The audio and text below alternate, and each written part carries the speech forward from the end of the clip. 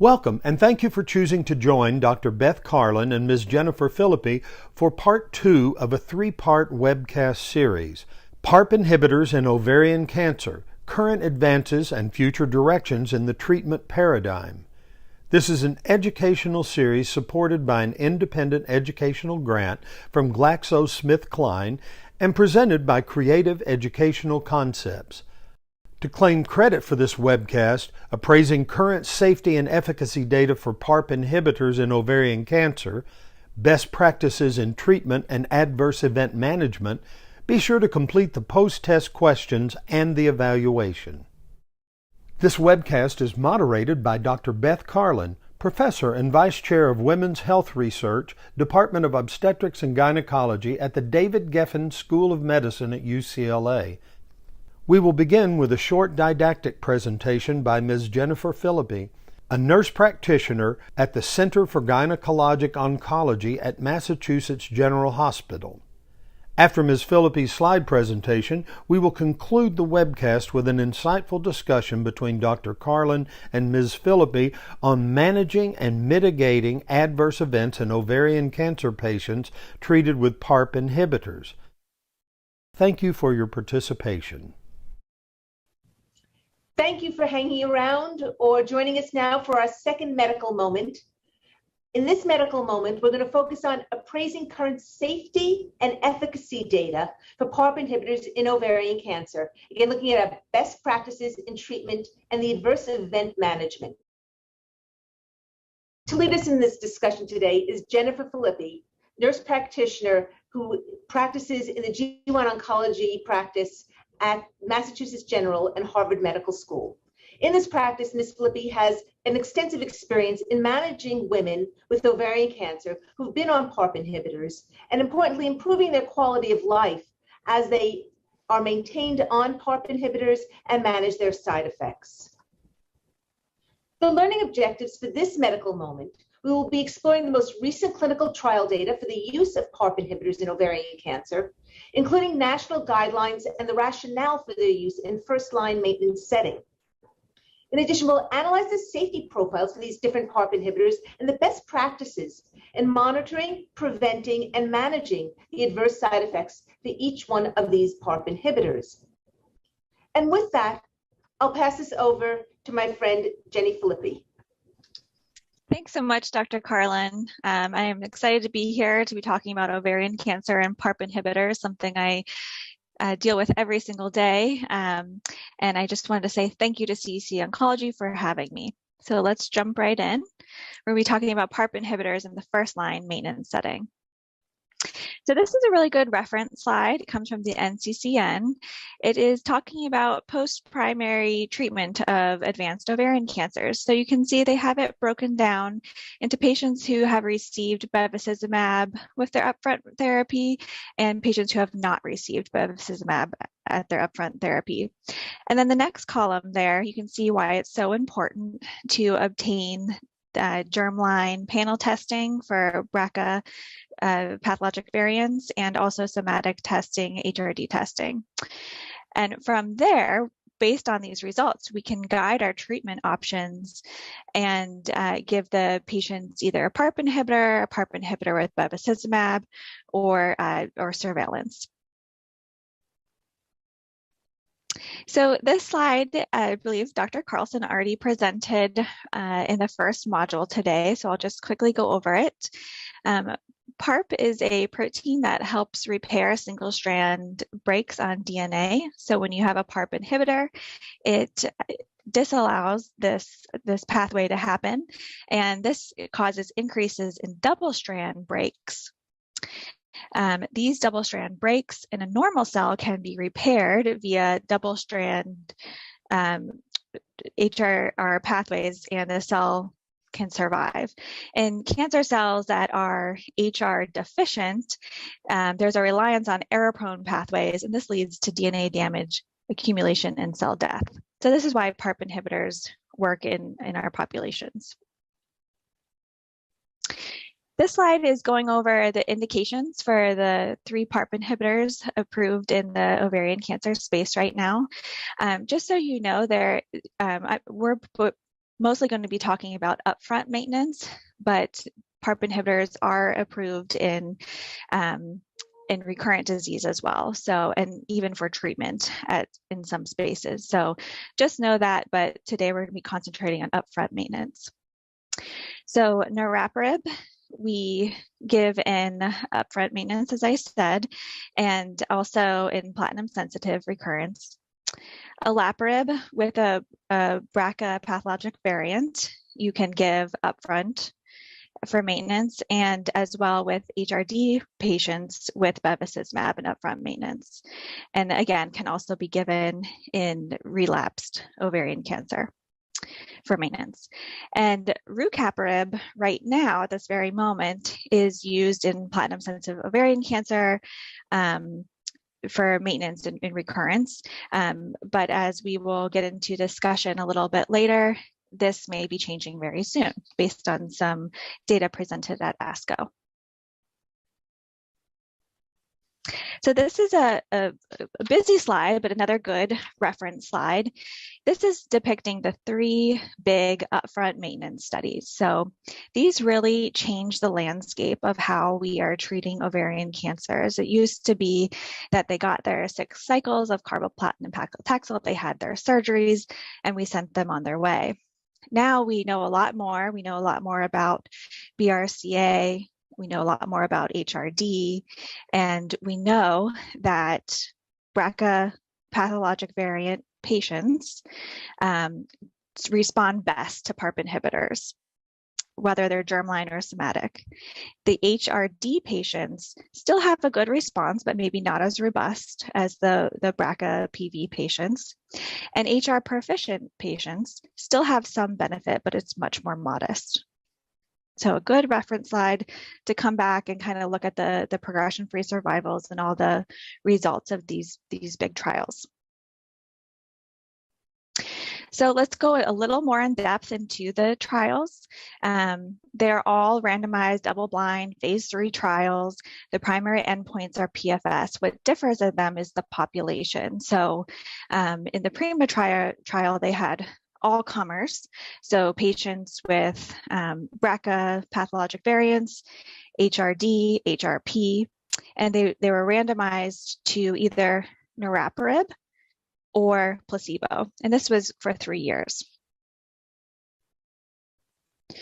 So here are the results, some of the Kaplan-Meier curves. The progression-free survival benefit of maintenance niraparib is consistent across all patients, regardless of HRD presence or absence. So there was a similar clinical benefit in the HRD subgroups, BRCA pathologic variants and BRCA wild type.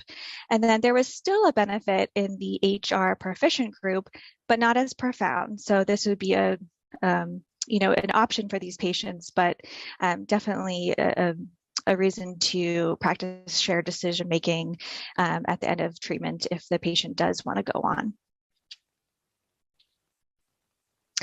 In the SOLO-1 trial, the patient population was BRCA pathologic variant or likely pathologic variant patients, and they either went on olaparib maintenance for 2 years or placebo for 2 years. And here are the SOLO-1 results. Just like, PRIMA, that looked really good. The one thing I do want to point out about this slide is, as you can see at the 24-month mark, that's when the patients came off of olaparib, and you can see that the benefit extends.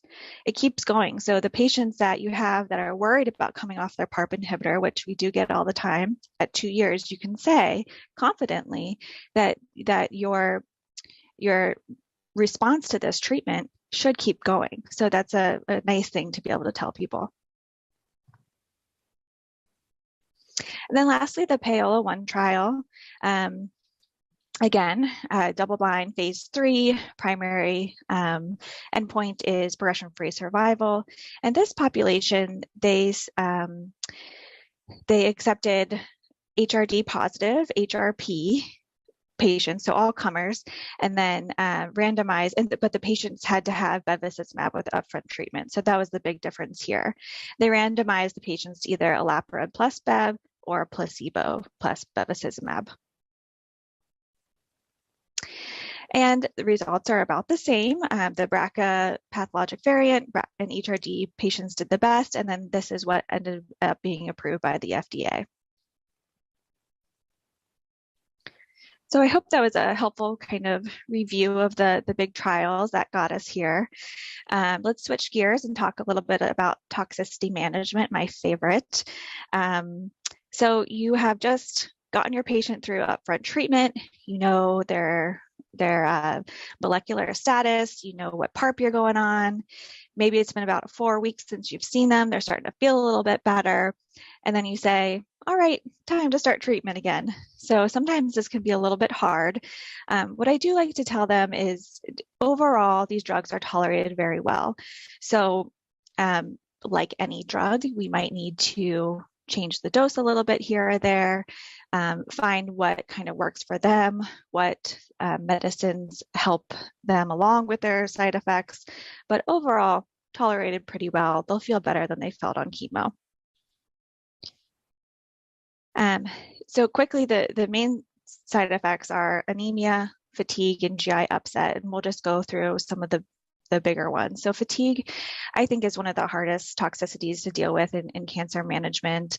I like to check a baseline panel for anemia, especially patients that are still anemic after chemo. Check for nutritional deficiencies, folate, B12, iron deficiencies, and replete them as needed. Other things you can do: maintain good nutrition, physical activity. Sounds counterintuitive, makes you tired, but actually makes you sleep better at night.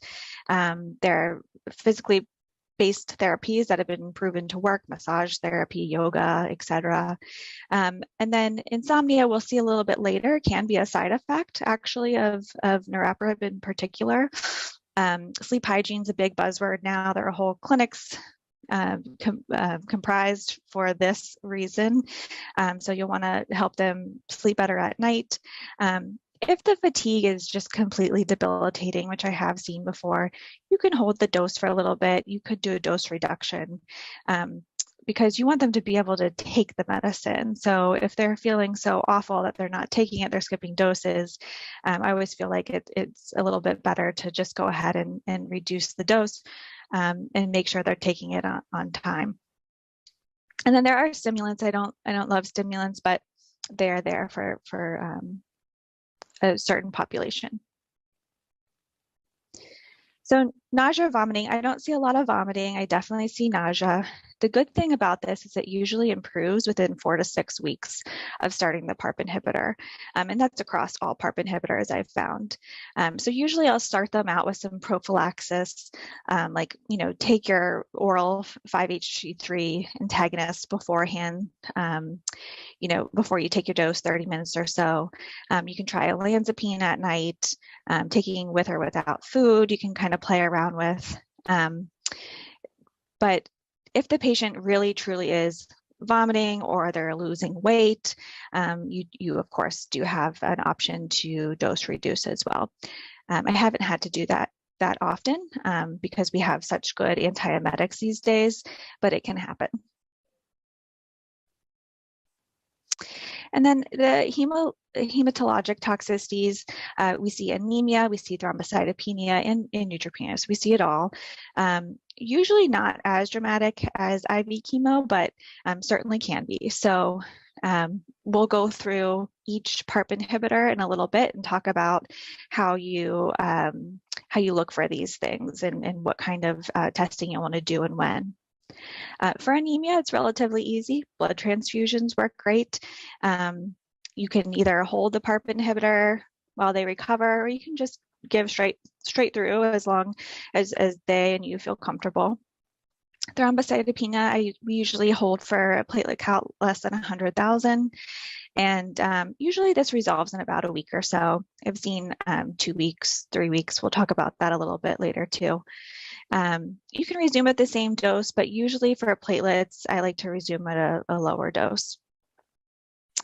Neutropenia, I don't see a ton of neutropenia, but it can certainly happen. Same sort of management, hold, continue. When it comes back up, you can dose reduce at that time. You don't want to use growth factor during therapy, but you could use it while the drug is being held if you feel like you need it. So I just wanted to throw in a couple patient cases, just going over some toxicities I've seen in real life. So this is a lovely 48-year-old mother of twins. She's busy. She's an assistant teacher. She's a Red Sox usher. So she's a very cool lady. She has, as of now, been on maintenance olaparib for almost 2 years. So she's one of those patients you can look back at the SOLO-1 data and kind of see and let her know that hopefully her response will continue. You can show her that graph. Anyway, so some of her toxicities where she had significant symptomatic anemia about a year in. It was kind of a random event. She called one day and said, I feel super short of breath. We got her labs checked and she was very anemic.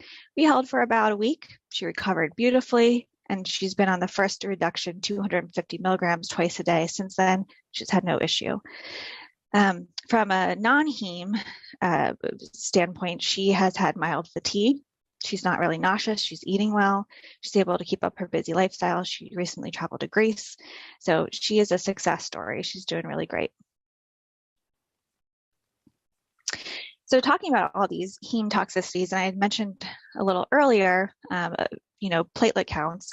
So with all counts, if they're not recovering in, 3-4 weeks, you're probably going to want to, if you haven't already, interrupt the PARP inhibitor, stop it, and then refer to hematology at this time. Myelodysplastic syndrome, MDS, can happen. It's very rare, but it's something to be on your radar as you're monitoring these heme toxicities. And of course, you'll want to discontinue the PARP inhibitor if this is confirmed. And I've seen one patient in 6 years with MDS, but it was quite profound. So we saw her for a regularly scheduled visit back in February. She was doing great. Her labs looked fine. A couple of days later, she called and said, I just don't feel right. I feel tired. I don't feel like myself. And we're like, well, it's only been 3 days, but let's do some labs. Her platelets dropped to just above 100,000. She was a little bit anemic, but nothing crazy, so we just kept her on. And then about a week later, and so we would recheck in a week. A week later, her platelets were 2,000. So she immediately went to the emergency room. From there out, I didn't include the rest of the labs, but she became profoundly pancytopenic. She was sent to heme. She got a bone marrow biopsy, and MDS was confirmed. She's been treated for it. She looks really well these days, but we did have to discontinue her niraparib. So just something to be on the lookout for. And then, PARP inhibitors definitely have class effects, but they also have little quirks about them too. I see some hypertension with niraparib. It's relatively, in my experience, easy to control with, 1, maybe 2 antihypertensives, but you'll want to make sure you're paying attention to their blood pressure when they're coming in for those lab and toxicity checks. PRES syndrome, incredibly rare. I've never seen it. If they're having any of these symptoms, they're going to go to the emergency room right away anyway. Seizures, headaches, super high blood pressure. But good for you to know, because if you're sending that person to the emergency room, you'll want to call ahead of time and say, listen, they're on niraparib. This could be a side effect. And then pneumonitis can be seen with olaparib. Again, very rare, but if it does happen, you'll want to interrupt, refer to pulmonology, all the management of pneumonitis. All right, so let's talk about dosing. We can kind of quickly go through this. Niraparib has an interesting starting dose, so I want you to pay attention in particular to this drug. The starting dose is 200 to 300 milligrams, and it's given once a day. The other PARP inhibitors are given twice a day. We go off of what we call weights and plates. So patients weighing less than 170 pounds or with platelets less than 150,000, you start them at 200. 300 milligrams you can do if the patient's over 170 or their platelets above 150,000. I would say most of our patients are starting at 200 milligrams. And then those are the dose reductions. And another strange kind of quirk about niraparib is that you should be following their labs weekly, at least for the first month. This is a time where I see a lot of thrombocytopenia, especially. So important to have them come in weekly, or, you know, with virtual visits now, it's easy enough to send them to a local lab, do a quick check-in, easy on their way. And then from there, if everything looks good, you can go to monthly lab and toxicity checks. Some other quirks of niraparib are, it is a little bit harder on the blood counts, especially platelets, as we talked about. I mentioned insomnia briefly earlier. I have certainly seen this on niraparib. I found that olanzapine works really well, especially if they're nauseous. You can kind of use it as a 2-for-1 special. And then the hypertension we discussed as well. And just another patient case. So this is a 49-year-old IT manager. She was diagnosed with ovarian cancer, received her upfront treatment, and is placed on maintenance niraparib. We actually initiated her at 300 milligrams. She was 230 pounds and had robust platelets, so we felt that that was safe. At 6 weeks, though, her platelets were 82, so not too impressive, but definitely means to hold the drug. We retracked in a week. They came up beautifully. We started her at 200 daily. She's had no further issues since then. This is one of those patients that did experience insomnia and nausea, and I gave olanzapine too, and she's done great with it. So good tool to have. So olaparib, a little more straightforward, 300 milligrams twice a day. You can monitor their labs monthly to start. And some quirks, which we've already kind of talked about, pneumonitis. I've seen some increases in creatinine. Urinary tract infections is on the FDA labeling. I haven't seen that personally, but it can happen, and headaches as well. And we'll talk about rucaparib because, as we'll get into with Dr. Carlin a little bit later, we are expecting an FDA approval in the upfront setting as well. So this is another sort of straightforward monitoring, dosing and monitoring. Monthly labs is fine to start with. Some of the quirks are rash and photosensitivity. I have some pictures after this. Stomatitis, upper respiratory infections, another increase in creatinine, and I have definitely seen increase in liver enzymes with this drug. So I like rashes. So I collect these pictures, but I think it's interesting. The first patient there, the picture of the hands, I always guide these patients to stay out of the sun, but you know, she's a sailor. So she was dressed head to toe in SPF shirts, hat, you know, covered in sunscreen, but she left her hands out. That's what happened. Not the best picture, but you can see she's kind of blistering there. The second patient, sun exposure, sitting on her back deck. And then the third patient there, the arm, she didn't realize sun was coming through that side of the car when she was driving. So these were all sort of photosensitive rashes from rucaparib.